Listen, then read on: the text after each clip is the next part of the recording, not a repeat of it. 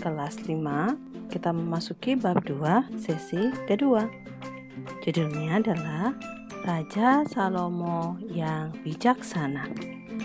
Oke, sebelumnya kita akan berdoa. Siapkan hati kita untuk berdoa. Ambil posisi doa yang baik.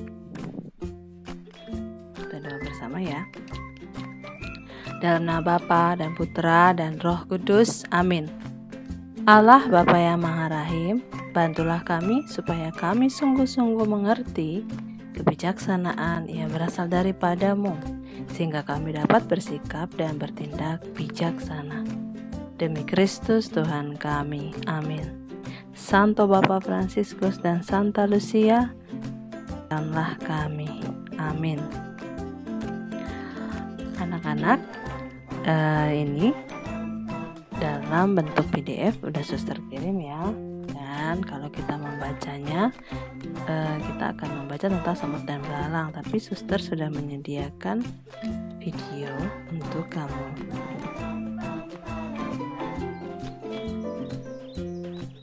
Pada zaman dahulu, saat musim panas penuh dengan bunga yang mekar, hewan hidup di hutan. Burung dan serangga paling menikmati musim ini. Dan tentu saja, tak kesulitan mencari makanan.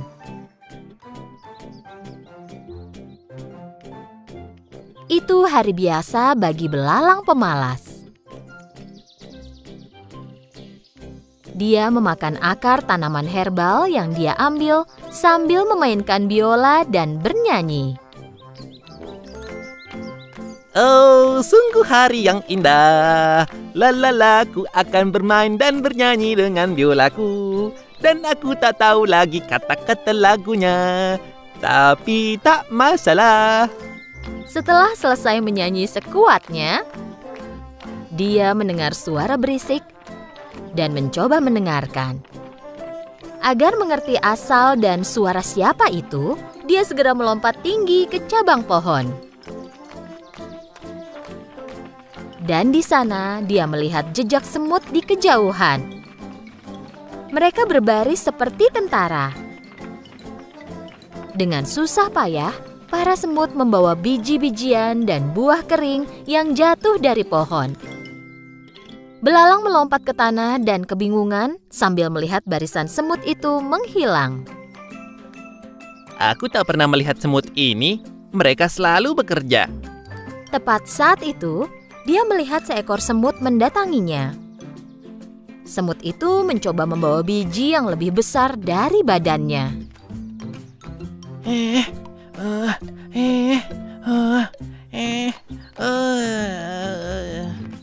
Saat akan melewati belalang, semut itu menjatuhkan biji yang dia bawa. Sebenarnya, dia perlu istirahat. Belalang menatapnya dengan mata hampa. Apa kau pindah ke suatu tempat? Bukan. Jangan bilang kalau bakal datang bencana. Apa itu alasan kau melarikan diri? Bukan. Kalau begitu boleh kutanya kau sedang apa? Kami membawa makanan ke sarang kami. Oh begitu, kalian pasti menunggu banyak tamu malam ini. Kami menyimpan makanan untuk musim dingin. Kau menyimpan makanan untuk musim dingin? Untuk apa? Dan selain itu, kenapa buru-buru? Musim dingin masih lama, bersenang-senanglah, nikmati saja musim panas ini. Jika begitu, apa saranmu untuk menghadapi musim dingin? Aku yakin kita akan bisa mencari cara bersenang-senang, jangan khawatir.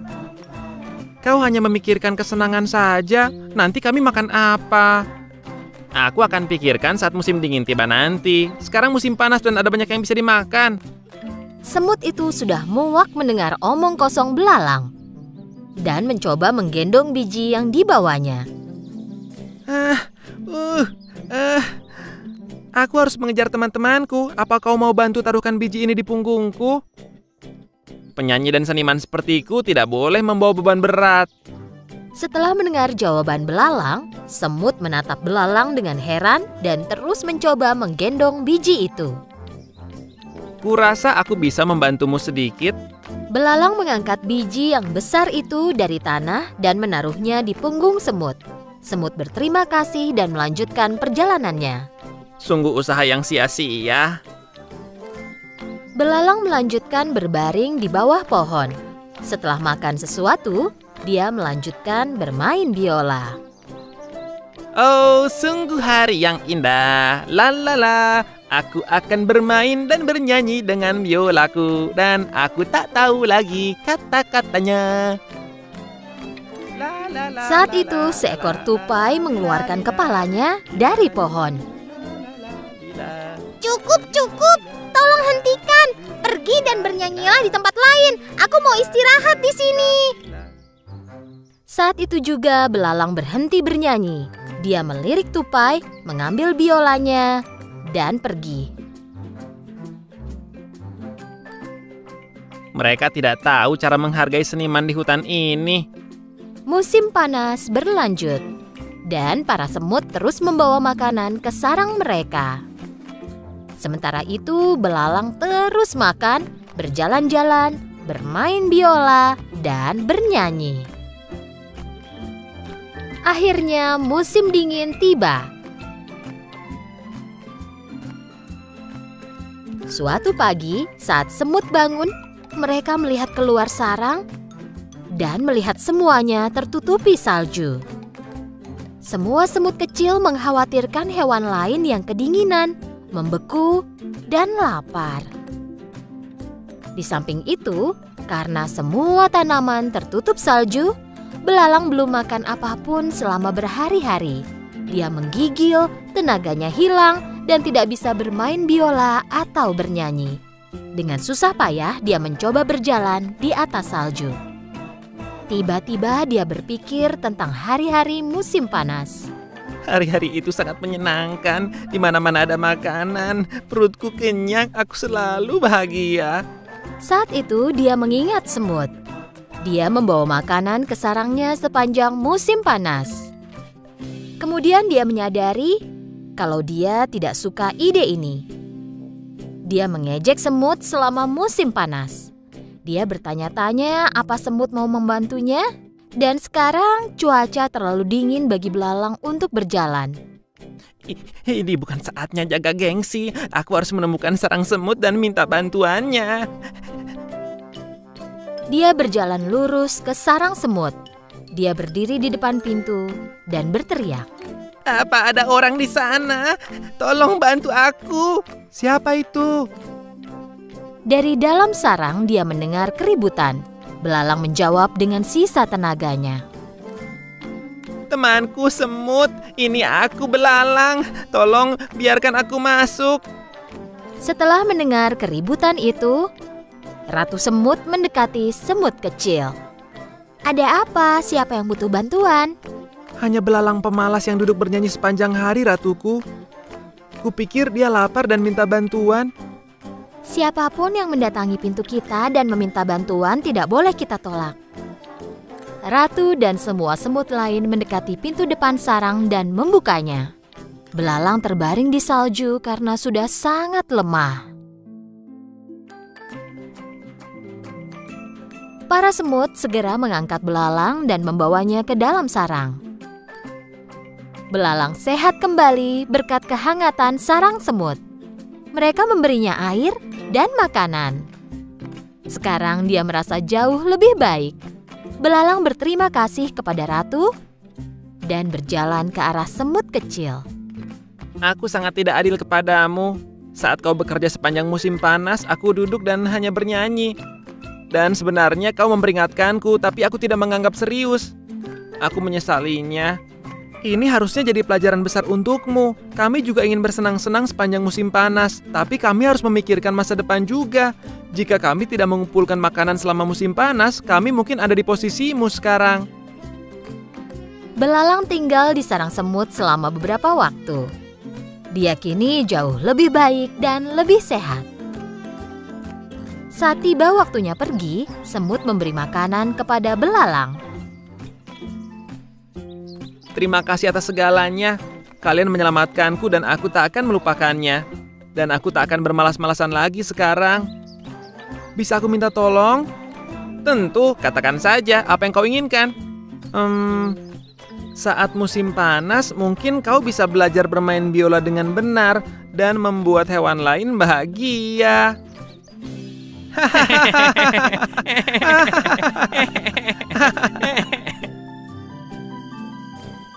Nah, setelah menonton tadi, kita akan mendalami cerita dari kisah semut dan belalang tadi. Nah, pertama, mengapa semut tidak bermain-main bersama belalang di musim panas? Dari kedua tokoh tersebut, siapakah yang disebut bijaksana? Mengapa semut akhirnya mau berbagi makanan dengan belalang? Apakah pesan yang dapat kita ambil dari kisah tersebut? Nah, di sini ada rangkumannya. Gimana cara cerita semut dan belalang? Semut bukan tidak mau menikmati musim panas, tapi dia menggunakan waktu untuk bekerja, yaitu mengumpulkan dan menyimpan makanan. Hal itu ia lakukan karena belajar dari sehingga ia tidak mau mengulangi kesalahan yang sama. Dalam hal ini, tindakan semut disebut bijaksana karena ia tidak memikirkan kesenangan yang sesaat saja, tapi ia memikirkan masa yang akan datang. Ia bijaksana karena mau belajar dari pengalaman. Kisah ini tentu menawarkan nilai-nilai serta sikap bijaksana kepada kita. Sikap bijaksana adalah sikap dan keputusan yang didasarkan pada pengalaman untuk dapat melangkah ke masa yang akan datang. Semut awalnya tidak mau berbagi makanannya dengan belalang. Hal tersebut sekilas menunjukkan ketamakan atau ketidakpedulian semut kepada sesama. Tetapi nilai yang hendak disampaikan adalah bahwa sikap belalang yang menghabiskan waktu untuk bermain-main dan bersenang-senang menimbulkan di dirinya sendiri. Tapi akhirnya semut iba juga dan berbelas kasih kepada belalang itu sendiri. Kemudian cerita sederhana tersebut mengajarkan bahwa sikap bijaksana diperlukan dalam kehidupan bersama. Para pemimpin hendaknya memiliki sikap dan bertindak bijaksana sehingga rakyat bisa memperoleh kesejahteraan bersama. Kebijaksanaan merupakan berkat Tuhan yang diberikan kepada setiap orang yang mau mendengarkan firman-Nya. Contoh pemimpin yang ada dan bijaksana dapat kita baca dalam kitab suci, dalam Kisah Raja Salomo. Nah, ini kebijaksanaan Raja Salomo terdapat dari kitab Raja-Raja. 1 Raja-Raja bab 3 ayat 1 sampai 28. Kisahnya gimana ya? Buka kitab sucinya ya. Nah, tetapi di sini suster akan memberikan kamu untuk menonton film Raja Salomo. Nah, selamat menonton. With the help of his mother Bathsheba, Solomon secured the throne of his father David. David died soon after, and once he became the king, he eliminated all his enemies one by one.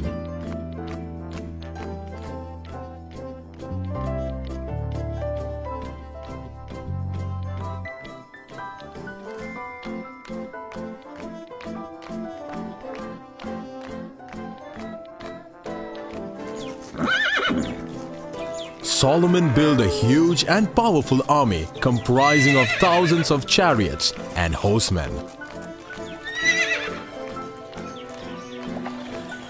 He also had a mighty fleet of hundreds of ships.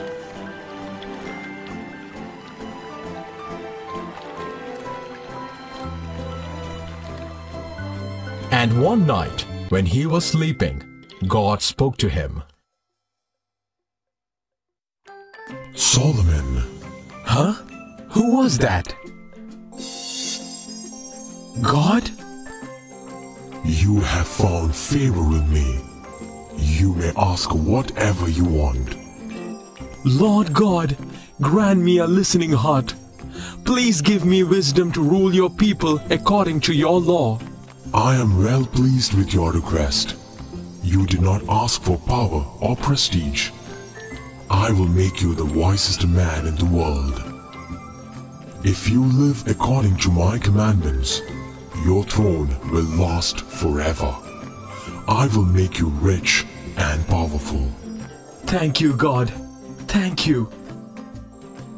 God blessed Solomon with his wishes, and he became quite famous for his knowledge and wisdom across all nations. People came from far-off places seeking his help. One day, 2 women came to his palace carrying a child. "How can I help you?" Lord, please help us. Lord, this woman stole my child. The child she's carrying is mine. Please help me, my Lord. No, my Lord, she's lying. This child is mine. My Lord, we gave birth on the same day, next to each other. But she gave birth to a dead born. And when she saw that her child was dead, she took my son and placed her dead child by my side. Please, my Lord, please let me have my son back. You? She's lying, my Lord. She is a liar. This is my son.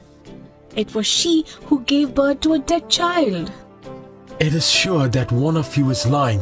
I'm going to find out who that is. God, a sword! Huh? Your Majesty. Take that child from that woman and cut the baby into 2 pieces. Let these women have each halves. No!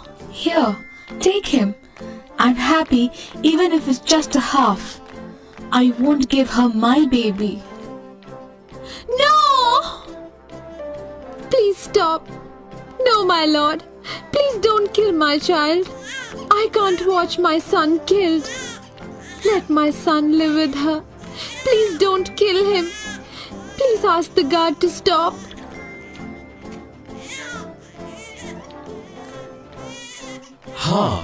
Now we know who's the true mother of this child. She is his true mother.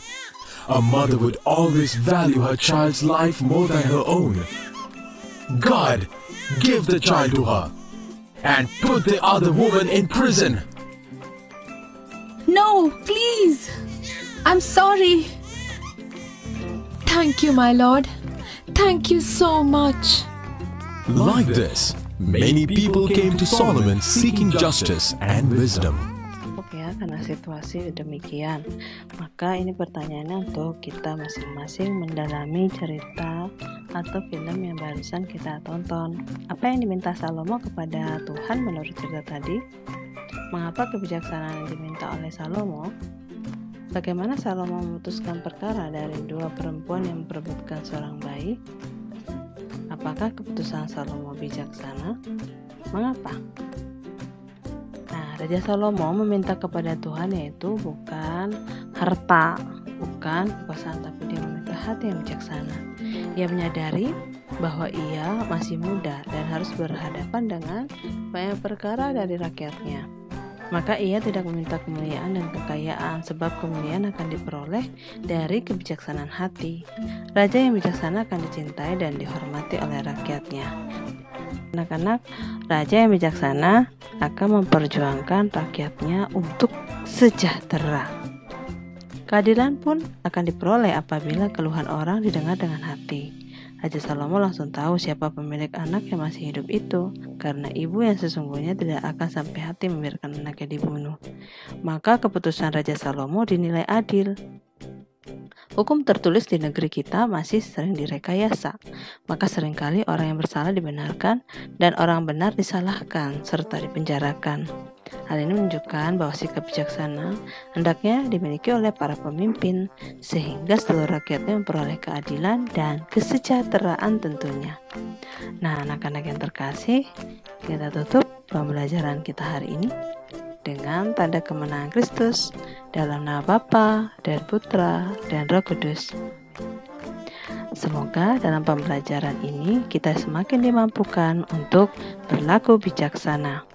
Dan dalam tugas, silakan dikerjakan tugasnya ya, tentu di agenda sekolah, di e-learning.